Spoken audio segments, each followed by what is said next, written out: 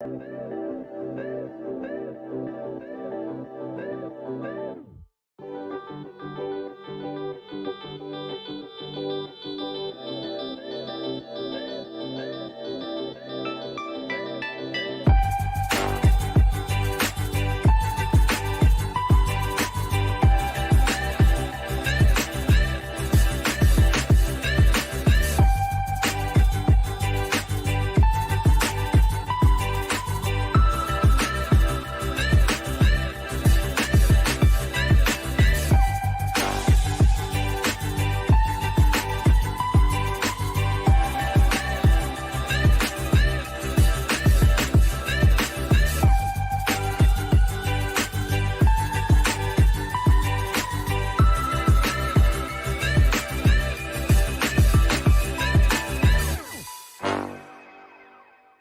name is Rebecca Johnson, and I love Batman v Superman: Dawn of Justice.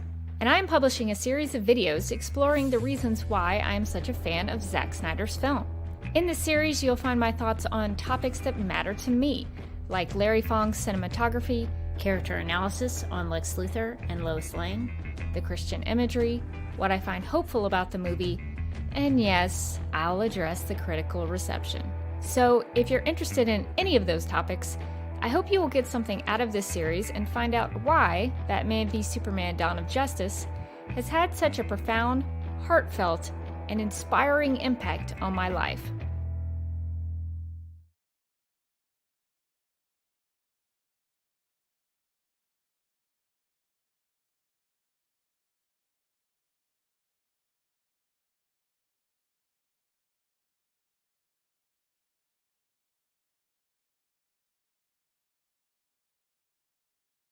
Somehow I was muted. I don't know how that happened. Sorry. Live stream. I apparently muted myself upon entry into the live stream. So we're going to try this again. I'm going to reintroduce myself and reintroduce what we're doing here. I should always check that. I've been doing this for so long. Why don't I always check that? I really should. All right. So we're going to start this over. Take 2. Welcome to the Duck Milk Pride YouTube channel. My name is Rebecca Johnson, and this live stream is part of a series I'm calling Reading Reviews with Rebecca, which will analyze the critical reception of Batman v Superman: Dawn of Justice through the negative reviews written by top critics from Rotten Tomatoes, one review at a time. Now, this is not meant to belittle anyone's opinions, but rather serve as a study of art criticism and how we discuss film. I'm hoping that this endeavor will encourage all of us to be better consumers of cinema. This time around, I'll be reading through a review from IndieWire titled, Here's the Problem with Batman v Superman: Dawn of Justice, parentheses review, in parentheses, written by Eric Kohn. You can click on the link in the video description below this live stream if you'd like to follow along and read it for yourself, and I encourage you to do so, just so that you know I'm not making any of this up. This is a real review that we're going to go through, so I'm not putting any words in anyone's mouth. So you'll be able to follow along and read it for yourself. Now, if Eric should ever see this video, the reviewer who wrote this review from IndieWire, I just want to say that I'm aiming to do this as civilly and analytically as possible, and sometimes that is difficult. I'll be honest. And I would ask that anyone watching live or posting in the comments would do the same. And I totally understand that is difficult to do, but I appreciate anyone for responding in a civil and reasonable way. So let's all try to do that. I'm simply taking a look at the criticism for and of BVS now from an historical point of view, given that these reviews were written by Warner Brothers in their decision-making process regarding the DC Extended Universe. Due to the poor reviews for Batman v Superman, the tone and approach to the franchise they were both changed for Justice League and ultimately led to the destruction of the Snyderverse as we knew it, with the five film arc that Zack Snyder had planned. Before I get into Eric's thoughts, though, I'm sure there are some viewers who might think, you know what? Eric is a film critic for a major news outlet who is included on Rotten Tomatoes. He's one of those top critics. He's a top critic. You can't get higher than the top. And so people are probably like, well, who cares what you have to say, Rebecca? You're not a top critic. You're not even a critic on Rotten Tomatoes. Not that I would ever want to be. Oh my gosh. No. But so you know what? I get it. Those are fair questions. I would ask that of myself if I was not myself. So to help people understand what I can bring to the table, I have a little video about my background and some of the things that I do and that I have done that prepares me as someone who I think can talk about film criticism. So hopefully this will inform you if you don't know anything about me. I graduated from the University of Alabama, Roll Tide, with a degree in telecommunications and film and a focus on broadcast television production. While I've never been to film school, in my television and production experience, I've learned about and have lots of practice in operating cameras, shot composition, and editing. Lighting, green screen, and audio are my weak spots, admittedly, but I've been working on those. After working in local TV news, running cameras, and working in production, I got a job at Turner, now Warner Media, or whatever they're calling themselves now, for 14 years. I worked with networks, or brands as they call them now, like TBS, TNT, Adult Swim, Cartoon Network, Boomerang, True TV, and Turner Classic Movies as a video encoding specialist. I also did a fair amount of closed captioning work and DVD and Blu-ray QC. In case you are wondering how I podcasted about Supergirl and the DCEU films while working for a Time Warner company, I actually got permission and clearance from my human resources representative. If you think I wouldn't criticize stories that were under the same corporate umbrella, that was never a problem nor a concern for me. If I thought the Supergirl TV series or a DCEU film had faults, I said so. In the last 17 years, I have served as a director, technical director, and camera operator at my local church in a live production capacity. I've been a video editor for 17 years, having worked in Avid, Final Cut, and Premiere Pro CC. In my day job, I shoot and edit news and documentary-style video content that involves interviews and narrative storytelling. I'm also currently an amateur photographer and am aiming to improve my efforts in still photography. You can check out my work over at Instagram at @TheDerbyKid. Link is in the video description below. While discussing these film reviews, music and film scores will inevitably come up. It may be good to know that in my life I have played piano, handbells, clarinet, bass clarinet, bassoon, acoustic guitar, and have even started learning how to play the ukulele. I've played in marching bands, symphonic bands, and wind ensembles, and have sung in many choirs. While I don't consider myself a world-class musician, far from it, actually, I do know some things about music and am a big fan of film scores and soundtracks. In addition to my production and musical experience, I have had lots of experience in art criticism. I've been podcasting about television and film since 2009 and do so on a regular basis with Supergirl Radio, a podcast I co-host about the CW Supergirl TV series. I am also a writing contributor to the Justice League Universe podcast that offers analysis on the DCEU films. You might even hear my voice occasionally in recordings and audio commentaries over there. I'm not an expert, but I care deeply about film, television, storytelling, and art. So I hope this gives you a background on where I'm coming from. Okay, so it looks like I am not muted in the re-entry on the live stream. So we will go ahead and get started into the body of the review from Eric over at IndieWire. So we're just going to start right from the top in the title, or the headline, if you want to call it that. It says, here's the problem with Batman v Superman: Dawn of Justice. So as I read that, it comes across like there's just one problem with BVS. So to me, in reading that, this seems like this should be a relatively positive review. There's only one problem. So that's interesting. I'm looking forward to seeing what the problem with the film was. Hopefully we'll get into that. So hopefully Eric will let us know what that one problem is.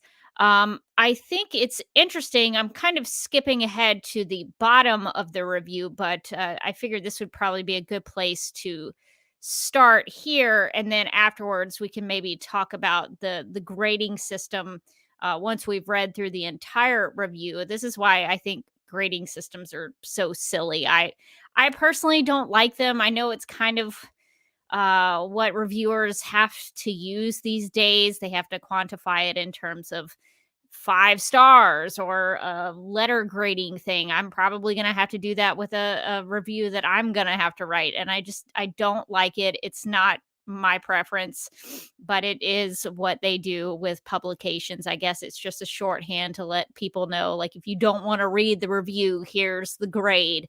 Um, I don't like putting numbers on things.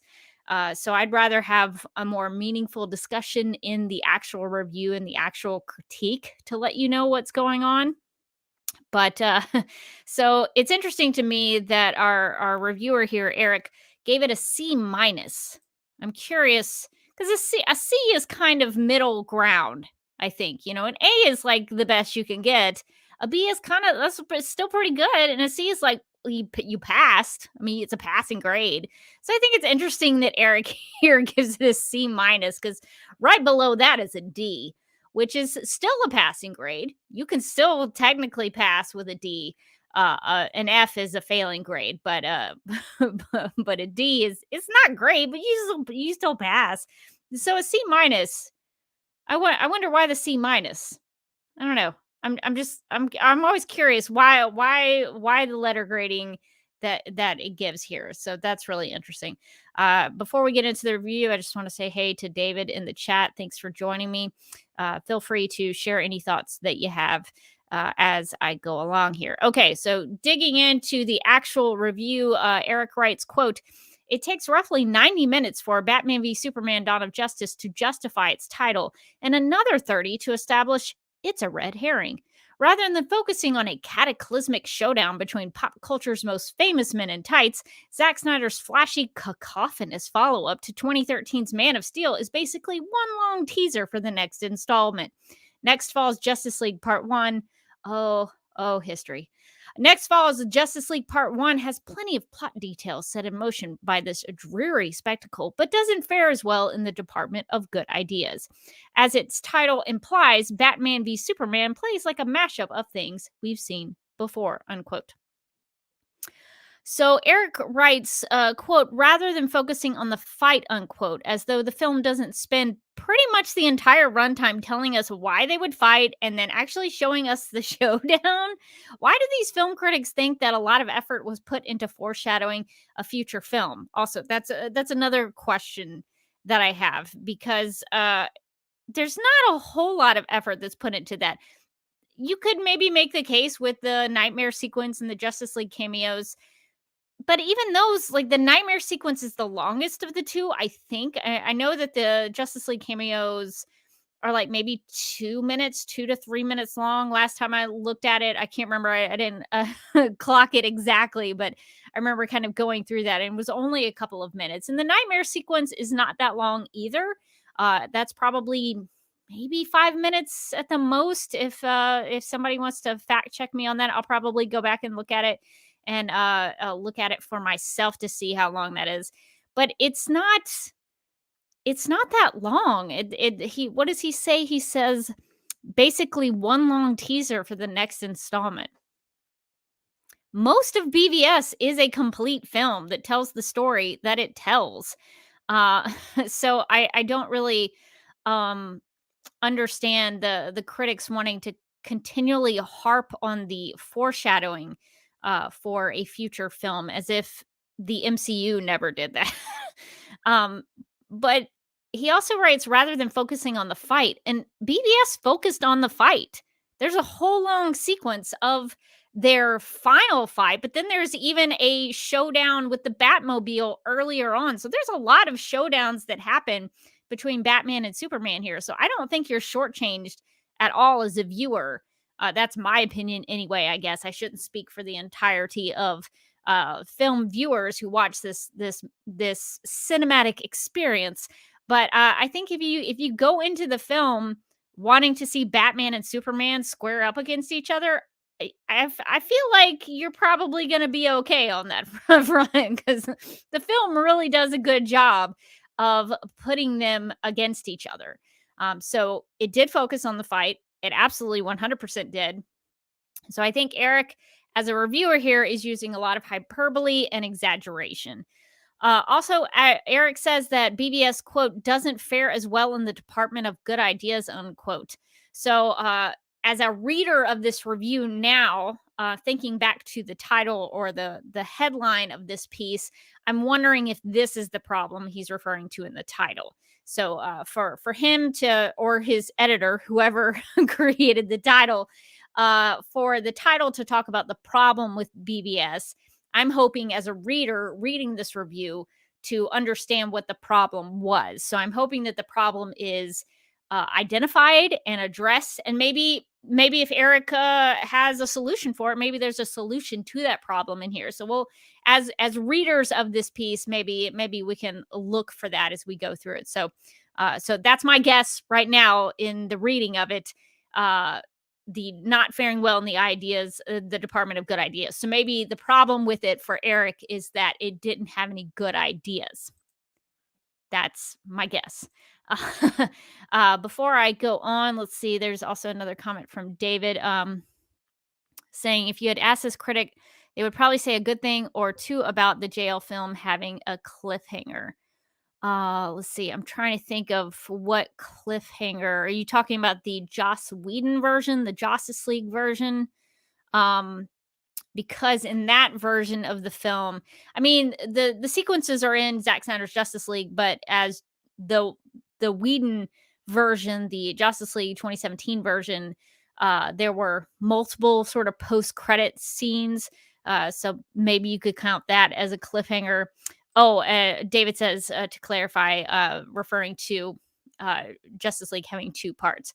Yeah, I mean, that's the thing. So what always what always kind of perplexes me and makes me laugh at the same time is that these film critics have such an issue with these things when it comes to the DC films and the Zack Snyder films, but they seemingly, I'm assuming, I haven't read all of their MCU reviews, but I have a feeling they're probably okay with it when the MCU did it. The MCU, I know a lot of people love the MCU. I loved it in the beginning, that phase one, right before Joss Whedon's first Avengers film, which I thought was mediocre at the time and still consider it very mediocre. But up until then, I loved it. I loved that first Captain America film. I loved the first Iron Man film. I love the first Thor film and will defend it to my dying day. I loved that first Thor film. Those were actual films. They were actually good filmmaking. Um, but once the Avengers came out and they saw that as a big money-making opportunity, they just started cranking those films out. Thor the Dark World is always going to be my greatest example of a film that is not good and that seemed like it was rushed into production. Those films are so forgettable, and they're just, in my opinion, a lot of those films in the MCU are there to just push you to the next one, push you to the next one, push you to the next one until you get to the big ones, the big Avengers films, the Endgame films, so that you come back and you know what the story is. It's just pushing you to the next thing. Well, that's not exactly what these DC films were when they came out back in the day as they were being released. These were actually attempting to be complete films. Man of Steel is a complete film. It doesn't, and I actually really appreciate this storytelling and this filmmaking philosophy that Zack Snyder went into it. I think if Zack Snyder had his way, he probably wouldn't have wanted to do like cliffhangers or post-credit scenes, things like that. Because in Man of Steel and BVS, they're complete films. They have a beginning and an end. Yes, there's a little cliffhanger there at the end of BVS with the dirt rising up off the coffin, but that is a complete story. That's not something just to get you, to the next, to the next, to the next. It's part of a greater story, and it actually, like, let's say that BVS was not going to have a sequel. Maybe there was never going to be a Zack Snyder's Justice League. BVS is still a complete story. Because even if you don't see Superman rise, if you don't see Clark Kent rise from the grave, that dirt tells you it's going to happen anyway. So even if we never got a Justice League film, that's still a complete story to me. So I I don't see that as pushing it to the next thing and pushing it to the next thing. I could still walk away from that knowing that that those kinds of things were happening. Now, some of that stuff with Bruce and Diana, going to form the Justice League and all that stuff, that would be something I would have wanted to see if there was no Justice League. But even if it had not happened, I would have just, as a viewer, been like, oh, well, the Justice League is going to form, Superman's coming back, they're going to defeat the bad guy, and that's how that ends. I wouldn't have to I wouldn't feel like I had not seen something. That would have been fine with me if we had never gotten anything, if we were not promised anything else. And even with the nightmare sequence, that's part of the storytelling. The nightmare sequence is both foreshadowing the nightmare stuff in the future, but it's also informing Bruce Wayne's opinion of Superman, because he sees it at the time as a warning about Superman and not as a warning about Steppenwolf or Darkseid. Darkseid. Flash is talking about Darkseid, but at the time, Bruce Wayne interprets this as a warning about Superman. So really, it's a foreshadowing to a nightmare world, but it's also telling a story about Bruce Wayne and how he sees Superman in the time of BVS. So it really kind of bothers me that the film critics focus so much on, oh gosh, it's just this whole movie is just foreshadowing the next thing, when it's neglecting to tell you about the story context that's actually going on in BVS as it's happening. So that also, those sequences don't last that long. It's a long film. It's 2.5. Well, I think in theaters it was 2.5 hours. In the grand scheme of 2.5 hours, mere minutes, even 10 minutes. Let's say those two sequences were 10 minutes long, which I don't think they were total. Even if I were to grant that they were 10 minutes long, in the grand scheme of 2.5 hours, that's not that much time. That's not that. I mean, some credit sequences are 12 minutes. So it bothers me. Okay. And I guess before I go on, I'll hop back into the chat with David, who says, all to make people perpetuate all the previous films were necessary to build up for Avengers Infinity War narrative. I mean, I stopped at Ant-Man, the first Ant-Man film, because I was so frustrated with the formulaic way that the MCU was telling their stories and producing their movies. I was so tired of making jokes about everything when characters were having emotional moments, and Ant-Man was just, that was the last straw for me. So I can't comment about all the films that led up to Avengers Infinity War. Maybe they were all necessary. You had to see Thor to the Dark. Sorry, I'm like banging on my desk. I'm so into it. Maybe you had to see Thor to the Dark World in order to understand Infinity War. I mean, if you had missed Thor to the Dark World, you would have been in trouble. You wouldn't have known what was going on. You just would have no idea. So I guess there's a case to be made for that. Let's see. David also says, I always thought the Dirt Rising telling us that Superman isn't 100% dead is probably a great way not to anger a sect of religious people. Superman will need impossible science to come back, but it's not interfering with the area of expertise of Jesus. And also, David says, like in the comics, it was a very, very bad coma, need impossible science. Yeah, if I remember correctly, in the Death of Superman comic series, there is some science involved in bringing Superman back, but he goes, the way I interpreted it, he goes to heaven. Like, he sees his father in heaven. Jonathan Kent dies of a heart attack, I believe, in the comic. So there is both some science and some faith-based things that are going on in the Death of Superman comic series. It's been a while since I read it, but I remember being like, whoa, there's like this indication here that Clark meets his dad in heaven. And that's maybe me putting my life experience and my worldview into that interpretation. It could just be that, but that's how I interpreted it. I think that's quite possible, David, that the way you're looking at it, you could make a case for that. What I think is really cool is that there's both of that. I think I personally think that faith and science go together. And so that doesn't cause any problem for me to see the sort of supernatural dirt rising above the coffin, and then later to see Flash have to jolt him back to life using the mother box. That to me, that all jives together. Like, I'm totally fine with all of that, so that's not a problem for me. Let's see. All right, so let me get back into the review. Eric writes, quote, which isn't to say the movie lacks some modicum of intrigue, at least insofar as it further explores the massive universe of DC Comics' properties. But that's also its Achilles heel. So obviously, beholden to the next stage in its story, Batman v Superman barely has the patience to linger on its current one. Again, this film, I don't think was beholden to the next stage in the story.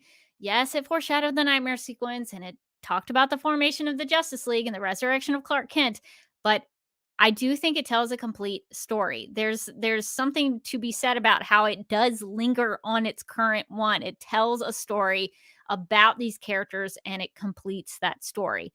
And I just have questions. I don't know that I'll go into Eric's reviews of the MCU because I just don't care about the MCU. I know a lot of people love it, and if you love it, that's great. It's hard for me to care so much. I did like the Loki TV show, and I did like the Agent Carter TV show. So I think I like the the world of Marvel in the television world more than I ended up liking the MCU. I also love Spidey, so I loved the Spider-Verse animated film. I thought that was fantastic. It's probably like a top 5 comic book film maybe for me. I'd have to go back through my list, but I think it's excellent. So there are things about the Marvel universe that I do like, but the MCU as a series of films was lacking for me. So I would have been curious to know though if Eric had these same objections to the MCU movies as it did with BBS here. Although he does mention a modicum of intrigue in this paragraph. So I wonder what was intriguing to Eric about what the film presented. I don't know if we'll get that in this review. We'll have to keep that in mind as we go through it. But that's interesting to me. He did find something intriguing about BBS. So continuing on, Eric writes, quote, it begins with an admittedly compelling hook. Maybe this is the intrigue.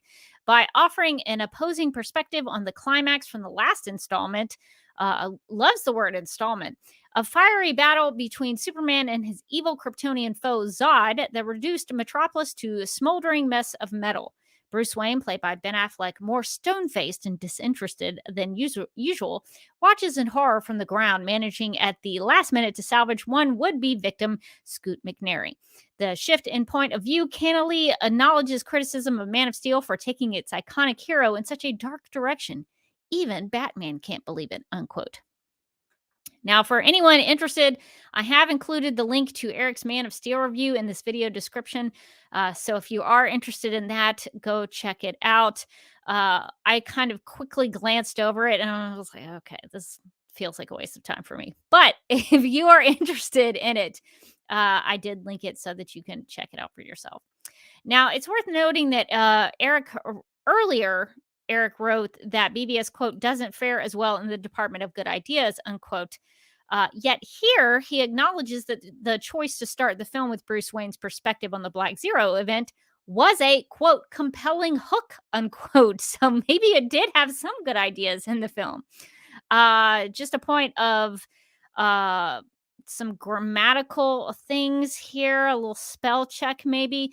Eric writes, quote, to smoldering mess of metal, unquote. And I think he might have meant, quote, to a smoldering mess of metal, unquote. But again, I'm not his editor, so maybe that's exactly what he meant, but it sort of reads strangely. So I'm wondering if he meant to write something else there. Also, how does one interpret Ben Affleck's portrayal of Bruce in the Metropolis sequence as, quote, stone-faced and disinterested, unquote? I thought he did a great job of being frantic about, wanting to save people, about trying to get into the heart of the action. He was really into it. And then he was really sad when it needed to be with that little girl. And then his face changes as he looks up into the sky and sees Superman. And, that's the moment when he chooses violence, literally.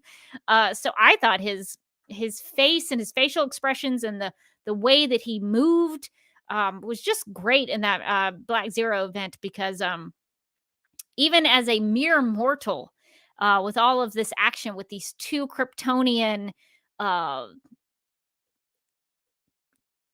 I don't want to say gods, but these Kryptonian, in the metaphorical sense of the word, Kryptonian gods up in the sky battling each other. Um, Here's this mere mortal man who swings into action and starts trying to save as many people as he can and try to get there into the heart of the action, driving a car just like he would the Batmobile if he was in the Batmobile, which I always thought was such a nice choice. Is that Bruce is a great driver because he has to be with the Batmobile. But I think that sequence is so good, and it showcases his heroism and his ability to get in there and fight for people and try to save as many people as he could. So I don't know how you get into disinterested with that reaction. David in the chat suggests two Kryptonian Samsons. I feel maybe better about that. I'll say that. But in terms of BVS as a film, in the thematic elements of, in the character arcs, the Superman is referred to as a god multiple times. So I will kind of go with that. I don't feel as bad in terms of the art criticism of that. Not that Superman is God. Superman is a metaphorical god in the sense of the thematic elements in the film. So just to clarify. All right. So continuing on in some thoughts about this paragraph. Eric calls the Man of Steel third act as a, quote, dark direction, unquote. And I have this issue with a lot of these film critics about their use of the word dark. I wish, they, top critics of Rotten Tomatoes, and specifically Eric here, would be more clear, would be a little clearer about their use of this adjective, because what does dark really mean to Eric here? Does he mean that it's gloomy, that it's scary, that it's grim, or it's too violent? What do you mean by that? Is it is it literally lacking light? What do you mean when you use the word dark? Are you just referring to the fact that Superman was put in a more realistic situation where the bad guys actually did bad things, and then Superman has to make a difficult decision to overcome those bad things? Oh my gosh, the horror I can't believe anyone would do that. I just find that so lacking in description and in clarification. I think it's an easy way out just to call it, oh, it's dark. It's a dark direction. Well, what do you mean by that? Please clarify. Because that's very frustrating. I try as much as I can never to use the word dark. I think, in my opinion, I think the word dark is lazy, because it's not really telling me as the reader of this review what that actually means. Because it's not helping me understand the point of view. All right, going back into the review, Eric writes, quote, and we know that he's Batman, of course, before he even dons the cape. Wayne's murky backstory, millionaire playboy, parents killed as a child, overly obsessed with bats, you know the drill, comes and goes into a slow-mo opening sequence acknowledging his mythological origin story without wasting too much time on it. That's about as deep as this movie drills into psychology before it rushes into a series of effects-driven battles, shadowy threats, and half-baked plot twists. It's a spectacularly empty vision that fans already gleaned from the marketing, unquote. I like that he's speaking on behalf of fans now. Oh man, that is one of my biggest pet peeves. As somebody who tries to talk about films and television and comics, I always try to talk about things as my opinion, or this is how I interpreted it, or this is how I saw it. I never want to speak in a generalized way. I don't want to speak for other people because other people may have seen it differently than I did. So I personally think it's a mistake for reviewers to talk about, oh, well, the fans would think this. You don't know what the fans thought. Stop talking for people. So I, if there are any, if anybody's watching this and wants to be a film critic, that would be my advice. Don't talk about how fans think because you don't know. You don't know. All you know is your perspective and how you saw the piece of art. So uh that's what you should talk about, in my opinion. That's what I should talk about. Because when people come to my YouTube channel, when people come to the podcast that I co-host with my friend Morgan, people come to Supergirl Radio to hear our thoughts and to engage with us about those thoughts.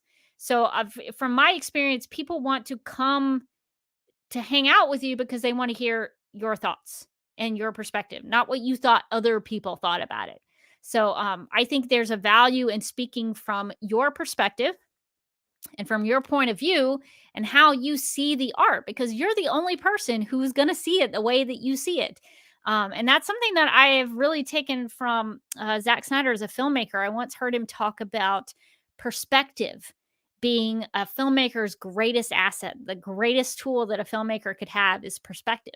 And that has always stuck with me because a Zack Snyder film is not going to look like anybody else's film. It's going to look like Zack Snyder wanted it to look. And you're going to see what he sees through his eyeballs and what he sees in his mind. And so I always try to think about that when I talk about my opinion, if I'm writing an opinion, if I'm getting on YouTube and talking about it, I always want to talk about it from my perspective, not somebody else's perspective or what I assume other people's perspectives are. So that would be my advice to future film critics of America and beyond. I think that that's your greatest asset is how you see something and your perspective and your life experiences that feeds into that perspective. So it just that bothers me in this section talking about the fans and assuming what the fans gleamed from anything or gleaned, not gleamed. In addition to that section, I would like to say that this paragraph reads to me that Eric thought that the opening sequence did an efficient job of establishing this version of Bruce Wayne. So I count that as a positive. So that's that's a good thing. So maybe that's part of what earned the C minus rating here. So some good things here that Eric is objectively pointing out.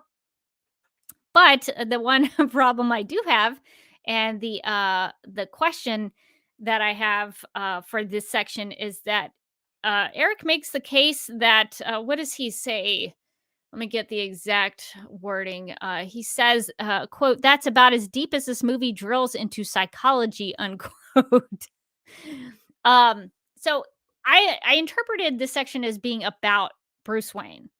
And so when Eric says that this didn't dive or delve into Bruce Wayne's psychology very well, that it didn't go deep, what is he talking about? BVS does an excellent job of showing why Bruce Wayne would seek revenge on Superman, what has caused Batman to go down a more violent path, and what drives him to basically want to commit himself, wanting to commit suicide, basically wanting to, put himself out there to fight Superman, which might mean his death if he goes up against a superpowered alien. We understand all that about his psychology and what's driving him. There are whole motifs throughout the film that show us that his dreams are messing with him, all the while telling us something about what he's dealing with at the time, where he's fearful of Superman, that he is still bothered by the death of his mother, the death of his parents, but specifically the death of his mother. Even the big fight that Eric really, really wanted to see more of, even that big fight visually depicts a psychological break for Bruce when his armored Batman cowl is split in half, showing part Bruce Wayne and part Batman. During a moment when he reconnects to the moment that drove him to become Batman in the first place, his mother's death. So I can't read this with a straight face that it didn't dive into Bruce Wayne's psychology. Everything about BVS is Bruce Wayne's psychology. It goes into real deep places. So, to me, if Eric didn't see anything deep regarding Batman's psychology in Dawn of Justice, I don't think he was looking for it very hard. I also want to know what Eric thought the half-baked plot twists were. I don't know because he didn't clarify, he didn't specify what those things were. So he could just be making that up. I don't know. So I would have been curious for him to be more specific about that, but we're just kind of wondering till the end of time. Also, is Eric talking about the visuals when he writes, quote, "It's a spectacularly empty vision," unquote, about Batman v Superman: Dawn of Justice? If so, you could write a lot of things about this film. You could write so many things, but nobody who actually cares about camera operation, and I can speak from personal experience. I'm not speaking about generalization, but I care a lot about camera operation. I care about film aesthetics and cinematography. And if there are other people like me who care that deeply about those things, I do not think that anybody would criticize BVS for being, quote, spectacularly empty, unquote. So I'm hoping that he's not referring to the visuals here, because I think that would be rather silly, in my opinion, because all of those things are so good. Larry Fong's cinematography in this film, so good. So I'm hoping that that's not what he means. So maybe he means the story when he's talking about the vision. Maybe he's like, "Oh, I didn't like the storytelling. I thought it was weak." Maybe that's what he's talking about. I don't know.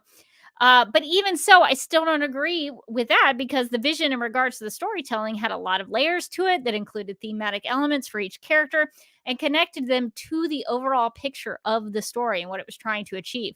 Plus, it did a lot to further establish a world where Superman is now among other heroes and faces an incoming future threat from another world. So, in that, the film knows exactly what it wants to be. And I think, in my opinion, it achieves that. So, so I don't know what Eric is talking about here. So I have a lot of questions, but I definitely disagree with a lot of things he said in that section. I'm going to hop back into the chat to look at David's thoughts real quick before I move on. David says Bruce inherited a great sense of rage, fear, and powerlessness from Thomas. Oh, that's a good way to look at that. Martha was shot second, but died first. See her pupils dilating, and Thomas could do nothing but live scant seconds longer as she predates him and he watches. Oh, that's a good way. I've never really thought about that in terms of the order in which they died. That's a really cool perspective on that, because it's almost like in that moment, Bruce and Thomas are kind of the same. Like maybe Bruce, when he's older, because he talks about in the film, he talks about, I've I've gotten I can't remember the exact quote, but he says something like he's lived longer than his father ever did. Something to that nature. Um, and so when I hear your comment about that, David, and when I read it, I guess you didn't say it to me, you wrote it to me, but I think about how Thomas had to watch his wife die in that moment, and he could do nothing to help her. He could do nothing to save her.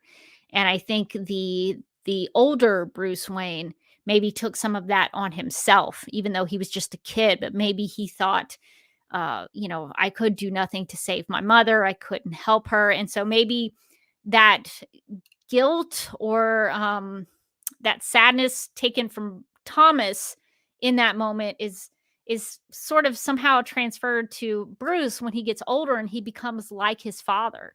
I really like that. I know it's so funny. Like it's how old is this film now? 6 years old.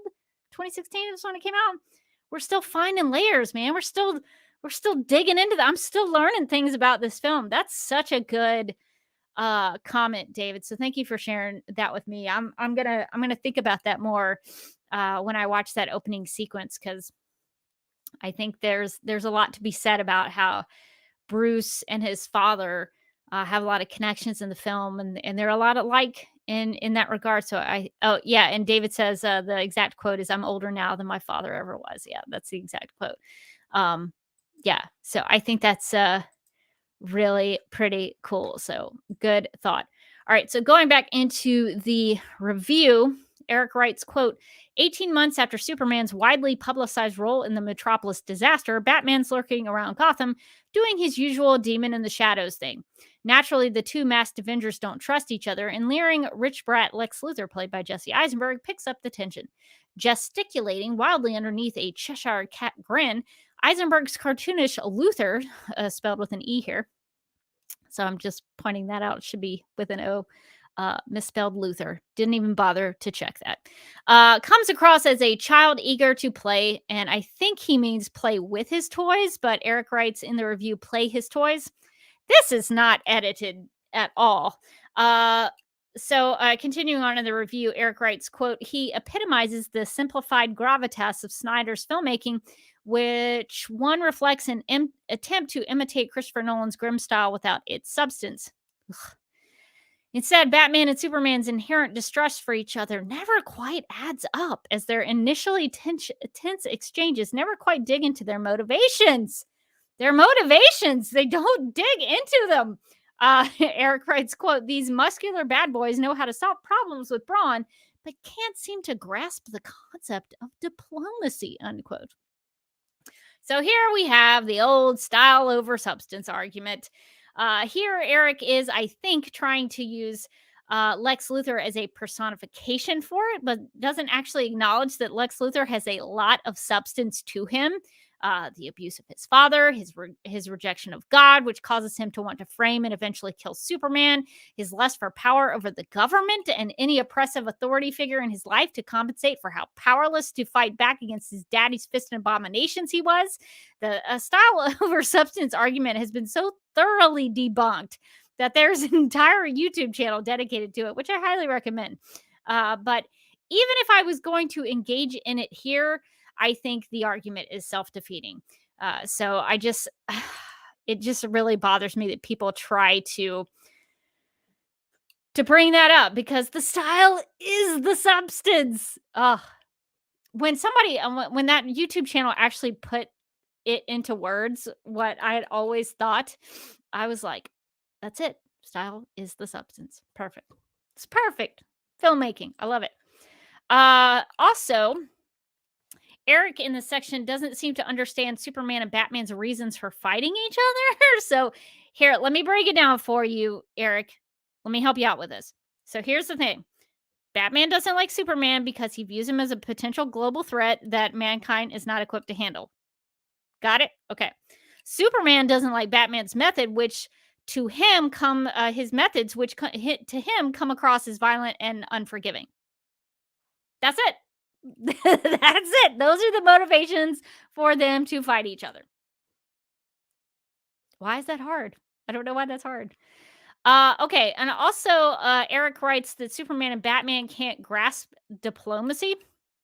So if you're wondering what the word diplomacy means, I wanted to look it up for being correct and specific and being very clear in my response to this. So here's the definition of diplomacy.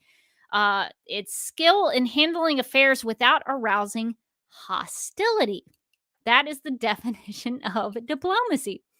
Batman and Superman literally stop fighting each other and decide to team up at the end of the fight. That seems like diplomacy to me. So that's so strange. That's a weird case to make when they actually stop fighting and become allies to face a greater threat. They actually engage in diplomacy. Oh, okay. Okay. All right. So I'm gonna keep going into this review. All right, so Eric writes, quote, in any case, much of the story surrounding the pair reeks of the usual routine. Intrepid reporter Lois Lane, played by Amy Adams, continues her obsession with Superman while maintaining business as usual with Clark Kent, now a romantic interest. The talented actress's alternating expressions of bafflement and fear suggest the one for them, one for me philosophy at its height. Superman copes with a skeptical media, including goofy cameos from the likes of Anderson Cooper and Charlie Rose. Eventually, a damsel in distress sets in motion the much-awaited showdown, but it's a little more than a handful of punches before the grand finale, when Wonder Woman essentially shows up out of nowhere to aid in a final smackdown. Then comes an abrupt final twist that so clearly sets the stage for future installments.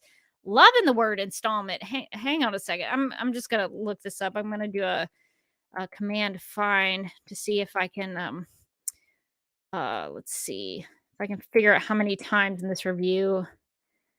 Maybe at least 3. Yeah. Loving the word installment here. If I was writing this review, I probably would have found another way to say installment, so I'm not repeating installment over and over again.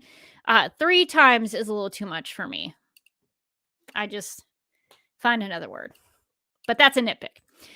So the actual part of that sentence is, Eric writes, quote, "Then comes an abrupt final twist that so clearly sets the stage for future installments that it may as well end with a link to buy more tickets," unquote.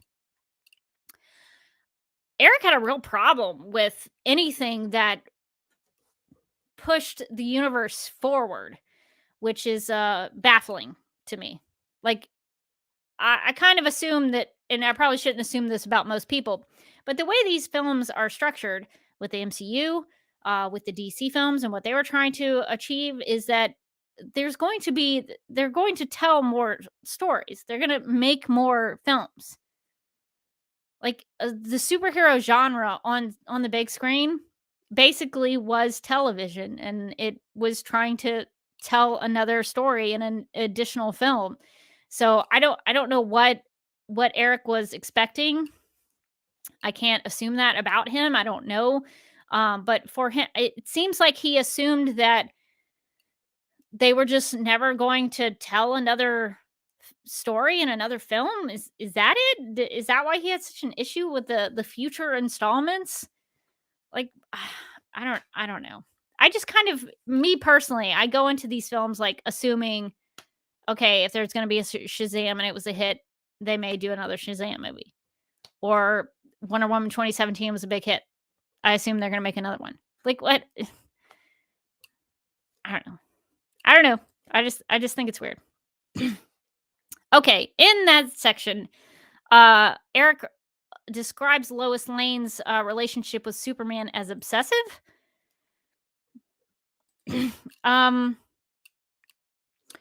I read Lois Lane's interaction with Superman as being in a committed relationship, a committed romantic relationship with him, one in which he was going to propose to her by the end of it. So maybe we have to break this down. Maybe Eric's big issue with Lois Lane being obsessed with Superman is that she investigates something trying to prove that he is innocent of a frame job that Lex Luthor has set up for him. And so she's trying to make sure that they can clear his name. Maybe that's the obsession. She's like just kind of just doing her job as a journalist, that kind of thing, just going after the truth. So even if Eric was meaning that she is focusing so much on Superman, that's not being obsessed. That's just being a journalist. And also, if he means like she's obsessed, I don't know what he was referring to there, because like obviously she is in love with Clark, so she's going to think about Clark a lot and talk about Clark a lot. And even if you were going to say, well, I'm going to separate these two identities, or these two sides of Clark or Cal, into two different things, and I'm just going to talk about Superman, or I'm just going to talk about Clark Kent. Even if you were going to say that she was obsessed with Superman, she's just doing her job. She's just being a journalist, reporting on the events that Superman was part of. Superman had a big global international issue in Africa, and then he went to the Capitol building to testify in front of Congress about it. These are things that a Lois Lane journalist, intrepid reporter at the Daily Planet would have covered. So it's a weird way to describe Lois's relationship with Superman here. I also do not understand this sentence, and if anybody wants to help me figure out what he means by this, I would be very grateful. He writes, "The talented actress's alternating expressions of bafflement and fear suggest the one for them, one for me philosophy at its height." What the heck is he talking about here? What is the one for them, one for me philosophy. I don't I don't understand what he's talking about with Amy Adams' acting. What is he talking? I'm so confused. So if anybody has any thoughts about that, I would be welcoming the response. Um so he talks about the CNN cameos as goofy, and I don't disagree with that at all. Those cameos are goofy, but they're used for three reasons. One, to comment on the media and how it's involved in crafting and setting narratives that Lex Luthor takes advantage of, and that people around the world, including Bruce Wayne, buy into, and that Lois Lane has to fight against with using the truth. So that's one of the reasons it's there. The media actually plays a part in feeding into Lex Luthor's narrative that he wants to craft about Superman. So there's an actual storytelling reason that they are there. Number two, the cameos firmly plant the DC universe in our real world. CNN exists in our real world, even though I'm not a big fan of it. But CNN is a network in our real world. And so if you put CNN in this DC universe, this makes it more realistic. And that's what the Zack Snyder DC films were trying to achieve, trying to put into question what would it look like if Superman was real and was really in our world, and what how would we react to all this stuff. So that's part of that. And number three, CNN anchors are used specifically because the network is under the same Time Warner organizational chart as Warner Brothers. So you're not going to see Fox News in there. The Charlie Rose one, I think, was something that I would need to dig into. I don't know how they got Charlie Rose, but CNN makes sense because they're both sister companies under the Time Warner umbrella. So it probably was easier to get CNN anchors. So there's a lot of them. There's Anderson Cooper. I think Nancy Grace was in there. Soledad O'Brien was in there. Anderson. Yeah, I think I already said Anderson Cooper. So those are all CNN. So they would have been under that same umbrella. So it would have just been really easy to get those people. Okay. So let me go into the chat to see what David's saying. David says the only goofy thing about Charlie Rose is the tainting of his image from real life scandals, nothing to do with his newsman performance in the movie. Yeah, actually, the Charlie Rose one is, in my opinion, the most interesting one because that's the one with Senator Finch, where they talk about, why am I blanking on all the dialogue of this film all of a sudden? Where he says something about Superman, and she responds, "There is." And so I think that one is the most interesting of the interviews that I really like because it's very thought provoking, and it's really interesting because that's one of the ones that actually we are shown as viewers that Clark Kent is watching, that he's actually watching that interview taking place. Let's see. Also, David helps me out here. The one for them, one for me usually means when a filmmaker makes a crowd-pleasing, money-making film and then gets to make a more indie film. Ah, okay. So I guess he's talking about maybe if Amy Adams does Batman v Superman, Warner Brothers is going to give her some bigger opportunity to make some Oscar clickbait film. Which is weird to say because Amy Adams loves Lois Lane. Like, she wanted to be Lois Lane for years and years and years. So that's not how that would have been at all. And I'm going to take a break for a second just to fix my headphones because I have a tiny head and sometimes they fall over. That's TMI. Probably you didn't need to know about my tiny head. But I'm going to fix it and come back real quick.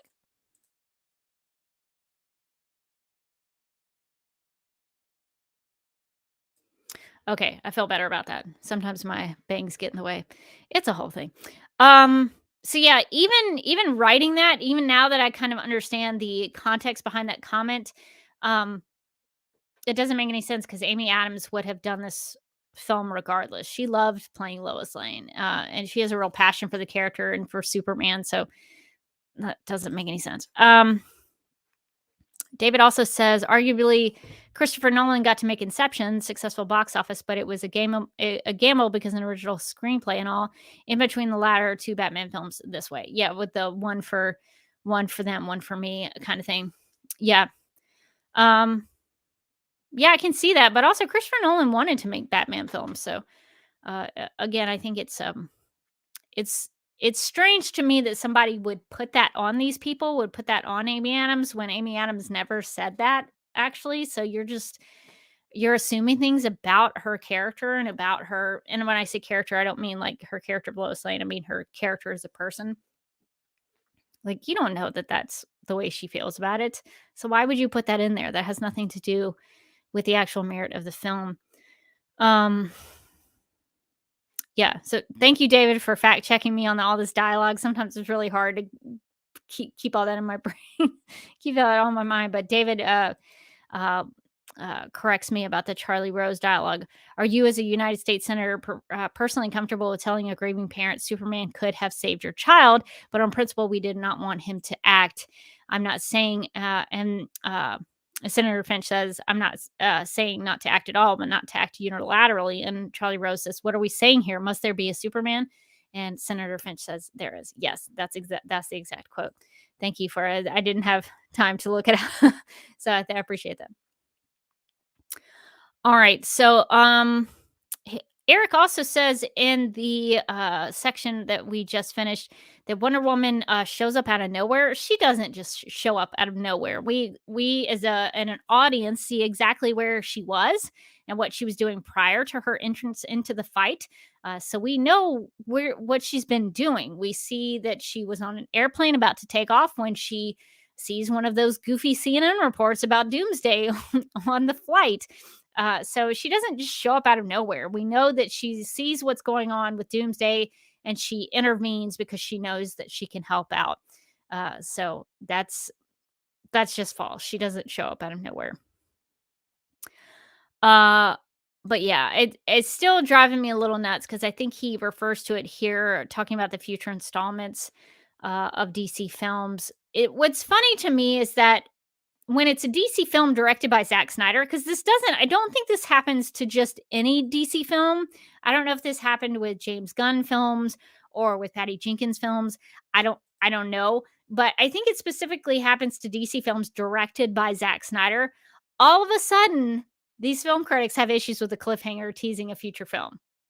So they don't hold that energy for other filmmakers. It just seems to be when Zack Snyder is at the helm of these films. I would welcome the evidence pointing otherwise, but in my experience, I've only seen this happen when it's Zack Snyder films. So I think that's fascinating and also very frustrating. Continuing on, Eric writes, quote, in other words, Batman v Superman has reasons for being unfinished, but that's particularly frustrating given the established potential of the material. Fans, he's talking about fans again, fans of Frank Miller's quintessential 80s series, The Dark Knight Returns will recall the astounding climax in which the same characters wrestled for supremacy against far more engaging reasons for the pair to face each other. Devoid of such inspired rationales, Batman v Superman reduced its premise to the world's most expensive child's play, unquote. Personally, for me, and I can only speak for me, I'm not going to speak for fans like Eric did here, but I think personally that Batman v Superman holds much more meaning for me and is far more impactful to me than Frank Miller's Dark Knight Returns, which I understand that it has this, specific and special place in the Batman mythology, and it did so much to transform the character of Batman, and it really inspired a lot of people at that time to take the chance to treat Batman a little differently and take more chances with the character. And so it is a seminal Batman work. But for me, in terms of meaning and impact, BVS for me is much greater than The Dark Knight Returns. I like The Dark Knight Returns. It's fine, but I don't care for the art, and the writing is really wordy, and Frank Miller is not my favorite comic book creator. I'll just say that. I understand his importance and I respect his work, but he's just personally not one of my favorites. So for me, BVS took that material and it elevated it in such a way that it held much more meaning for me than the art or than the creation that took inspiration from. I think BVS actually took that material and made it better. But that's just me personally. And maybe Eric doesn't see that meaning in BVS because he missed it. It seems like he missed so much of the meaning that I find in the film. So maybe he sees the Dark Knight Returns that Frank Miller created as having more meaning than BVS. And so that's just a personal difference. Uh, of course, I think I'm right, but that's a whole nother thing. But it's a personal preference. It's interesting though, because both of the title characters in Dawn of Justice are not wrestling with each other per se. They do wrestle with each other in a big fight, but I think the meaning that I see in it is that they're wrestling with their own issues and their own character arcs of trying to figure out what it means to have Superman in the world now. Batman's trying to figure out what to do as a mere mortal man in a world that now has this God figure in the form of Superman. What does he do? How does he treat that? What is his meaning and purpose now? So he's wrestling with that. And then Superman's wrestling with what, I don't know what Superman means. I don't know how to act in a world where they won't let me do things internationally. How am I going to save people if I can't intervene in global matters and save people's lives? He has to figure that out. So not only are these characters wrestling physically, but they are wrestling with their character arcs. And so I think some of that meaning is missed here by Eric. And I think it could actually have elevated this review if he had brought those things forward. Continuing on, Eric writes, quote, "But Snyder's an accomplished stylist who can at least make the dumbest movies justify their heft. His Dawn of the Dead remake remains his best effort by reducing the formulaic premise to a series of tense sequences. Legend of the Guardians, the Owls of Ga'Hoole, similarly energized the animated fantasy genre by increasing the intensity of its action. Likewise, filled with emotion-heavy sequences rich in light and color, Batman v Superman doesn't lack for inspired visuals. The palette is rich with engaging contrasts. Superman drifts in space against a rainbow-colored Earth. The Hulkish doomsday monster that Luthor, again spelled with an E, dreams up, looks like Gollum on steroids. The climax erupts in a symphony of neon light and shadows," unquote. So Eric says that BVS is devoid of depth, but now he says that there is a heft to the film. So that seems like a contradiction to me. So which is it? I don't know. At least here in this section, Eric is objective enough to point out that Zack Snyder is a great filmmaker and BVS does well with visuals. So that's seems to be an objective thing that he's willing to put aside his dislike for other parts of the film and say what the film does well. So I appreciate that. He also describes the big climax of the film as a, quote, "symphony of neon light and shadows," unquote, and that sounds amazing. And that's a pretty good description. I'll say this. It's a pretty good description. Sounds awesome. Okay, continuing on. Let's see. How are we doing on time? So Eric writes, quote, "At no point, however, do those elements imbue its spectacle with brains. David S. Goyer and Chris Terrier's script offers plenty of weighted dialogue about playing gods, being gods, and killing gods, but such pontifications can only take the one-note premise so far. Engineered to give audiences what they want, Snyder's by-the-book treatment assumes they want a watered-down treatment that never rises above the Call of Duty, even with its big twists. Some viewers may just roll with it." Again, talking about the viewers like you know what they think, Eric. I really think that's a mistake. I'm just going to offer you some feedback on that. I don't think you don't know about the viewers. I disagree with you on a lot of things. You don't know what I think. I don't know what you think. So I don't think anybody should be talking about the viewers like this in a review. I think that's a huge mistake. But continuing on, he writes, quote, "Some viewers may just roll with it, but they ought to consider the possibility that they've been had. Trailers tease the premise of Batman v Superman with the catchy hashtag who should win, but the movie inadvertently suggests that the real topic is hashtag who should care," unquote. And that's how he ends this review.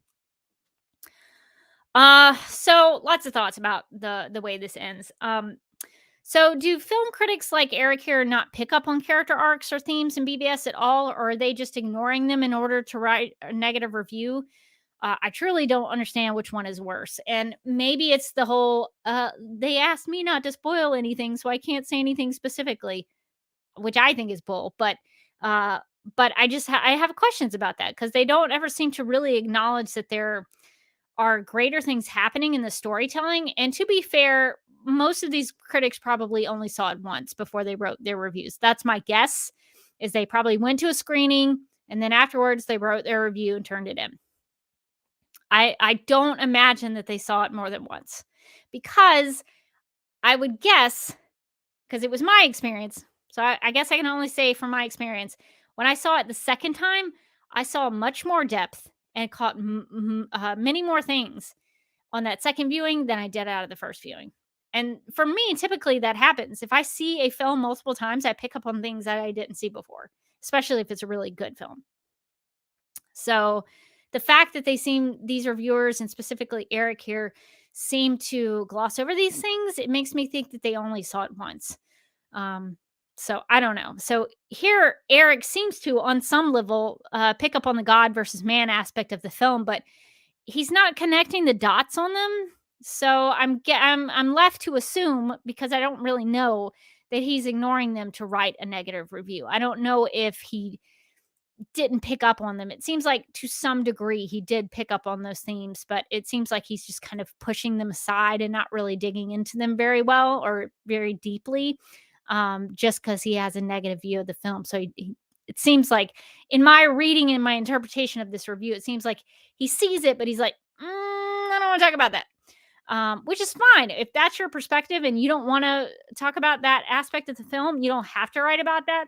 But to me, it reads as if there's an acknowledgement of it, but not understanding it completely, which I think is unfortunate, because I would want to know what Eric thought about that thematic element. Maybe he would have had some greater thoughts to share.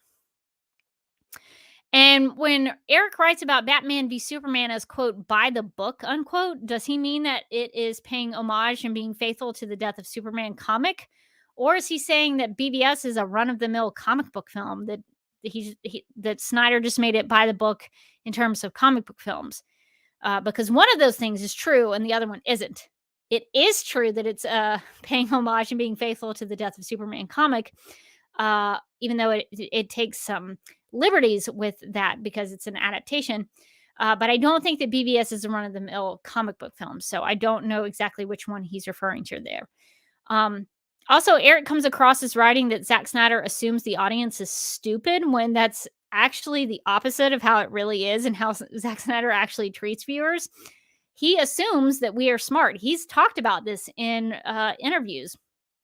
Zack Snyder assumes that we are smart and that we're going to pick up on things, and he intentionally layers the film many layers deep so that we'll have new things to discover with each screening. And that's one of the reasons that I like him as a filmmaker, is that he intentionally does that so that we'll have a good time rewatching the films.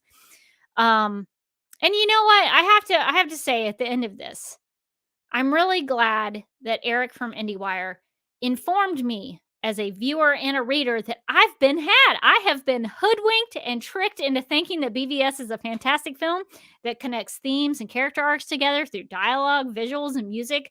I'm so glad that he's pointing out and informing me that I've been had. I have been had, you guys. This is not really a cinematic masterpiece. I've been had. So I'm glad that IndieWire's Eric Kohn shared that with me, because otherwise I would not have known. I should say that even though I disagree with this last paragraph wholeheartedly, Eric at least attempts to write a conclusion. There's a conclusion to this review. There's an intro, a body paragraph, or a couple of paragraphs in the body section, and then there's a conclusion. Tell him what you're going to tell him, and tell him what you told him. And so I think that that's a good point to Eric's writing of this review. There's at least a complete review and editorial format here. So I appreciate that, because some of these top critics don't do that. They just kind of end it and it just peters out. So at least, even though I disagree with it, at least Eric did write something in a good format, in a good way that actually made sense in terms of how to write a review. So this is the last thing I'll say about it. I can't help that Eric didn't enjoy BVS or care about it once it ended. That's his takeaway from the film. He didn't like the film, and when it was over, he didn't care. but I do get the sense that maybe he would have if maybe he had understood it. So that is our read through of IndieWire's Eric Kohn's review of Batman v Superman: Dawn of Justice. So that's going to do it for this live stream and this top critic review analysis, this reading reviews with Rebecca segment. If you missed this live, I hope you'll consider sharing your thoughts in the comment section below. If you ever have any questions about when I'll be live, just check this YouTube channel. I'll be scheduling streams in advance when I'm available. So in case you don't see me for a while, I'll still have a scheduled stream. So I'll let you know when I'll be back.